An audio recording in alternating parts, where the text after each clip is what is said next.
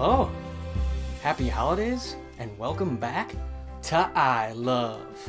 I am Podan. On today's episode, we're going to be talking about my new favorite Christmas movie, 8-Bit Christmas. Yes! This movie was a nostalgic, fun, awesome time, and I had, post-traumatic stress flashbacks to my childhood the entire time I was watching it. Let's finish setting up these Christmas decorations, and then I'll get to this movie for you guys.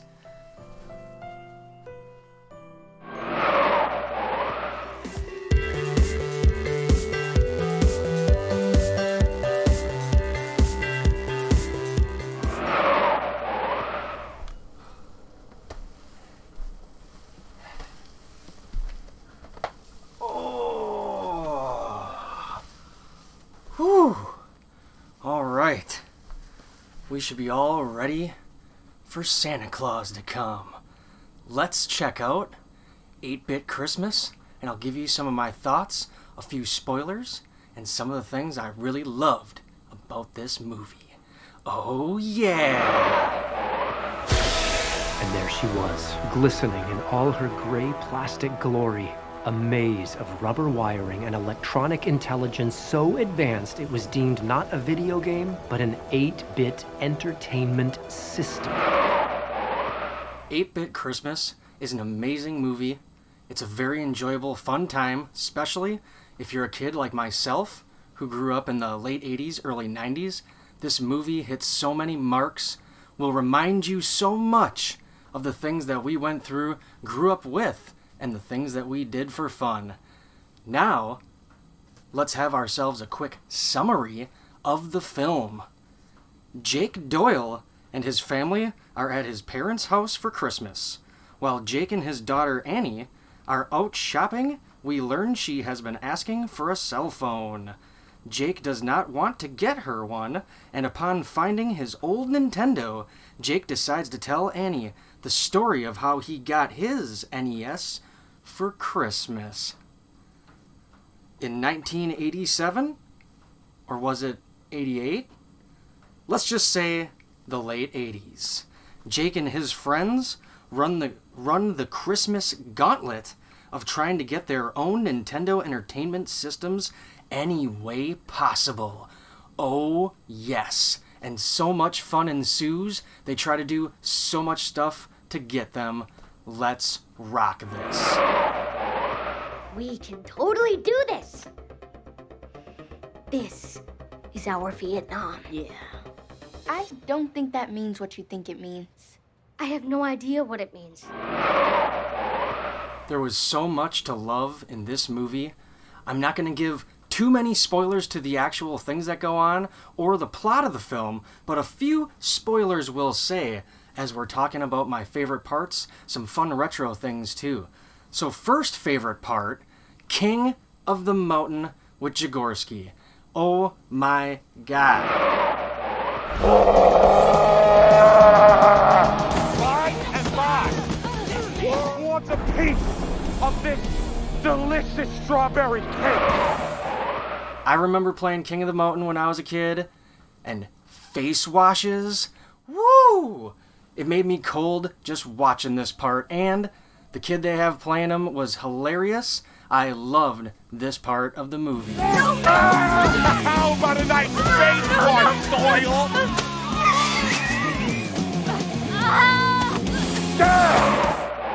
When Jake is with his family in the toy store, he sees the Nintendo display. This display is sort of like the Rob Robot display smashed together with an M82 playset, and it was a pretty awesome thing because they could make it talk to him, and it was hilarious to watch the Nintendo Entertainment System talk to Jake. Hello, Jake. Who said that? You know who. Nintendo? That's right. Come over here. I've missed you, Jake. A very hilarious thing to see that I almost forgot about, kind of, because the world has changed so much. But, of course, they had to show us how different things were in the 80s and 90s when Jake gets girls' boots. Hey, everybody! Jake Doyle's wearing girls' boots!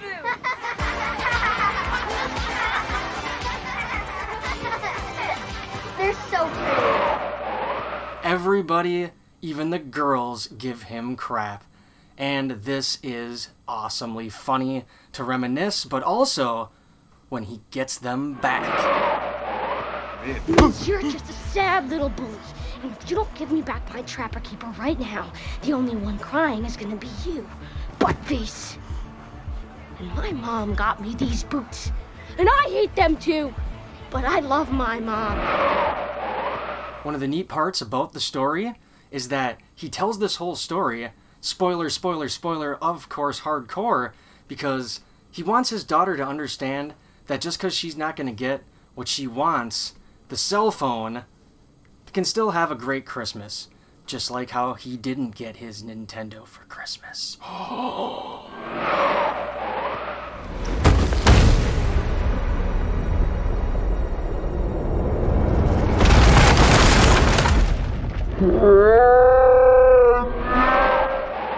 Some super cool retro stuff that I loved that they included in this movie. The Power Glove! It's so bad, and they actually tell us it is. This scene is awesome, and it is so funny to see him lose his shit trying to play with the Power Glove. We thought he was just making excuses, being a sore loser. But we'd later realize a horror that defined our generation. The Power Glove sucked. Glove sucks! Another fun thing that I saw, and I fully remember even when I was a kid into the 90s, the Cabbage Patch doll shortages, and even hearing about the riots on the news. People just losing their minds over Cabbage Patch dolls. Cabbage Patch fever, you might say. And they nailed this, bringing it up in the movie, and the scene with the toy store janitor is awesome. Hold out in 20 minutes. Last patch in all of Chicago. Oh, you should have seen it. It's ugly. One woman punched her grandma right in the throat. Same family, too. As a quick rundown, just a list of fun things that I saw, and they just spoke to me because I remember them from when I was a kid.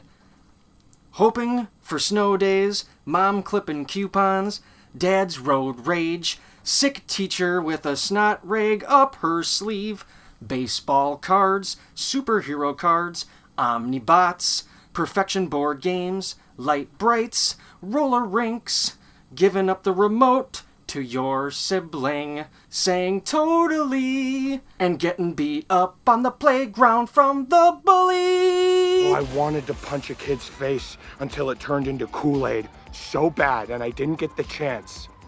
Until now. Oh yeah, so much retro childhood nostalgia while watching this movie. Super, super awesome. Rambo 1, this Millennium Falcon's super cool. Woo! Love it! Some final thoughts on 8-Bit Christmas. They played some real Nintendo games and some fake ones. I feel like the reason they used fake ones is because, especially in the Power Glove scene, it didn't make sense to show an actual Power Glove game for what they were trying to display there, because we all know there were no good two-player Power Glove games at all. So that is hilarious. I love that they showed a whole part with the PTA taking away Nintendo, making parents not wanting you to play your video games. I remember my parents talking about this all the time when I was a kid. It's going to rot your brain. It's not going to amount to anything. How can you make money from playing video games? Oh, so hilarious to remember that time. Parents need to know the truth. These games are pure evil and they have got to be stopped. Video game over. Video game over.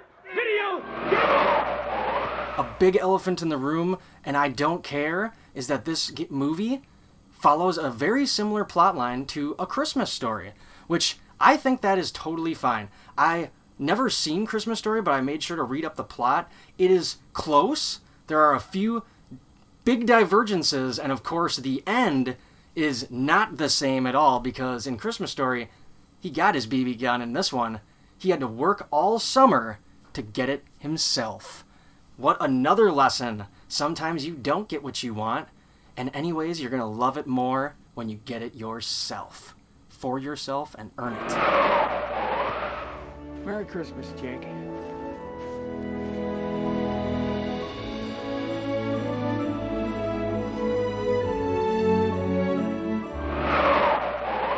This movie, 8-Bit Christmas, is going to hold a special place in my heart because it reminds me of being a kid, not just a kid's movie, a Christmas movie from my childhood. This is about my childhood and how I'm an adult now and the things that have changed. This is fantastic.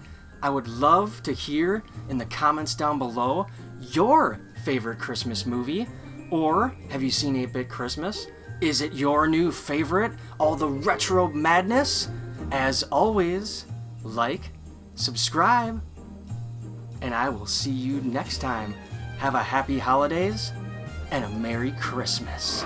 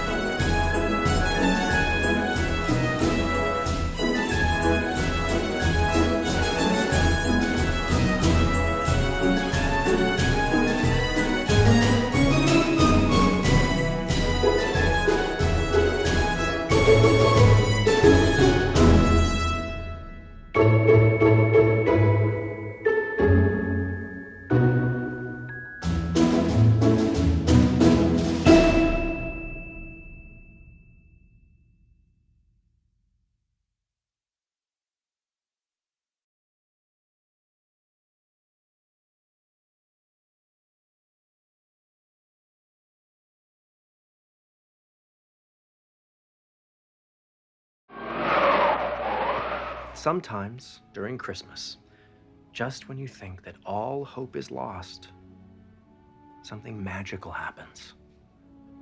Some people call it a Christmas miracle.